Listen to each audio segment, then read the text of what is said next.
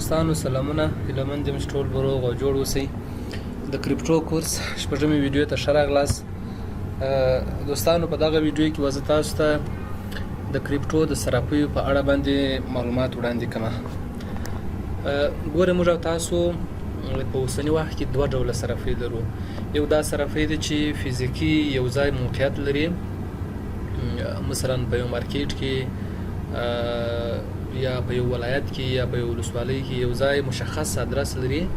صرافي ده، موږ او تاسو ورځو فزیکي پیسې هلته یا ماتو یا ورکو یا حواله کو یا یې راخلو.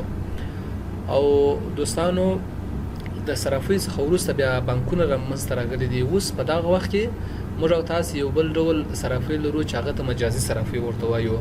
عیناً دا زموږ او تاسو د فزیکي صرافیو کار مخته وړي، مکمل هغه څه چې په فزیکي صرافیو کې سرته رسیږي همدغه کار په مجازي صرافیو کې هم سرته رسیږي. فقط توپیر یې دا دی چې مجازي صرافي فزیکي صرافي موږ تاسو خپل په سترګو باندې وینو چې دغه د کارګران کارکوونکي هر څه ناست دي، مشغول دي په خپل کارونو باندې، دفتر دی.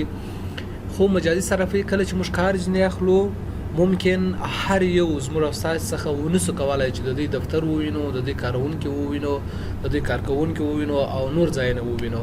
فقط توپیر دا دی، نور مکمل مجازي صرافي هم دغسې کار کوي لکه څنګه چې فزیکي صرافي کار کوي.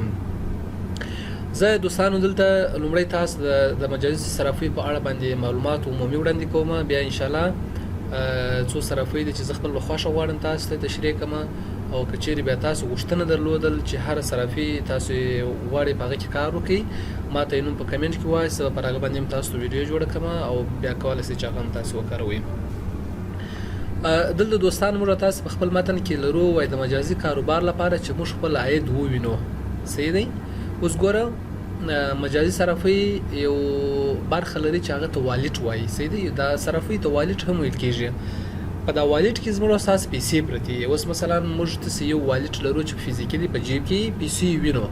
یو دا والټ دی چې فقط د پیسو مقدار معلومیږي خو نور لاس نسو وروړلی، مثلا هیڅ کولی نسو، فقط یې وینو په مجازي ډول باندې وینو چې دغه د زموږ اساس په والټ کې شتون لري. خپل عاید هلته لیدلی سو، اداره کولی سو، مثلا ناستولی سو، کنټرولولی سو، یو شی پرانیولی سو، پیر او پلور سرته به رسولی سو.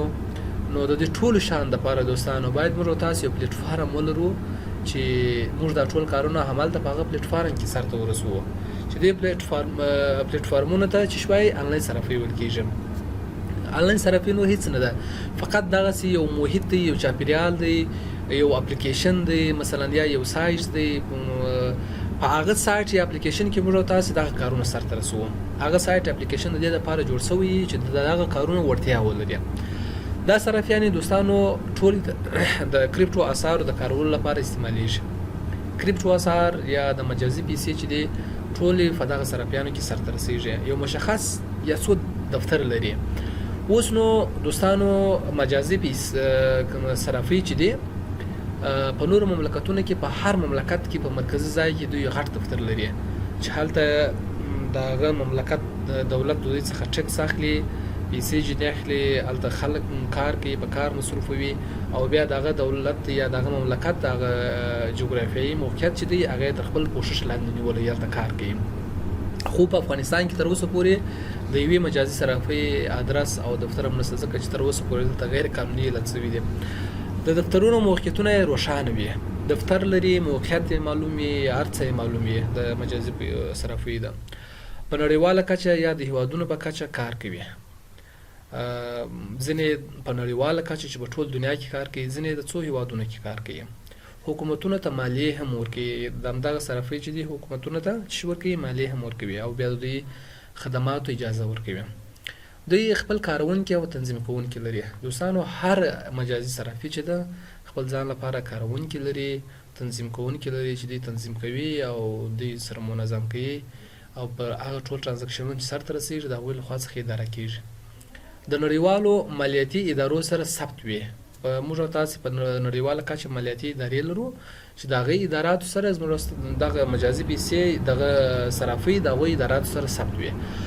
هر اپ ځان ته ځانګړی چاپیریال لري. اوس ګوره موږ څو صرافي لرو چې هر صرافي ځان ته یو اپلیکیشن یا ویب سایټ لري او هر ویب سایټ یا اپلیکیشن ځان لپاره یو چاپیریال لري، یو انوایرنمنت لري، یو اپلیکیشن دی، یو محیط دی، داسې یو سیستم لري هر یو ځان ته. هر اپ ځان ته ځانګړی فیس لري. ځینې اپونه دي وړیا دي، ځینې فیس اخلي، ځینې ډېر اخلي، ځینې لږ اخلي. لکه دا زموږ ستاسې ساده صرافي چې دی فزیکي صرافي، ځینې ډېر فیس اخلي، دا کمیشن چې موږ ورته وایو، ځینې لږ اخلي کله چې هلته موږ معاملات کوو یا اړو پیسې په دغه وخت کې. ځینې ډېر مشهوري دي او ځینې لږ مشهوري وي، ځینې بیخي ډېر مشهوري. باینانس اوس په ټول دنیا کې خلک پیژني. باینانس یو مثال دی د دغه صرافیو چې په ټول دنیا کې د دوی دغه فعالیتونه چې دي جواز لري، هلته سرته رسېږي. نورې ځانګړتیاوې هم لري دوستانو چې هلته ډېر کارکوونکي مصروف وي، مشغوله وي، کار کوي. د دوی ټولو د نومونو څخه ما تاسو ته یو باینانس وویل چې اصلي دفتر یې په امریکا کې دی، په دوبۍ کې هم دفتر لري او د زیاتره مملکتونو د دولتو سره دوی قراردادونه لري چې مثلا ورته وایي چې کوم خلک چې ستاسې د دولت څخه دلته پانګونه کوي د هغوی پیسې به خوندي وي، سکم کېږي به نه. موږ تاسو ته ټیپس هم درکوو، موږ دلته دفتر پرانیزو او خپل تبلیغات کوو. نو دوستانو دا هغه ابتدایي معلومات و چې د کریپټو صرافي په اړه باندې ما تاسو ته وړاندې کړل. په راتلونکي ویډیو کې به زه انشاءالله تاسو ته 4 یا 5 یا 6 دانې صرافي درته وپېژنم، درته معرفي وکړم، انوایرنمنټ به در وښایم، هغه محیط و داسې شیان به درته وښایم. که چیرې تاسې کومه پوښتنه درلودل کولی شئ چې ما پوښتنه په کمنټ کې وکړئ، او کوم غوښتله چې تاسو ته مشخص صرافي معرفي کړم د هغه په اړه باندې معلومات وړاندې کړم، بیا هم ستاسو په خدمت کې یم. مننه، تر راتلونکي ویډیو پورې.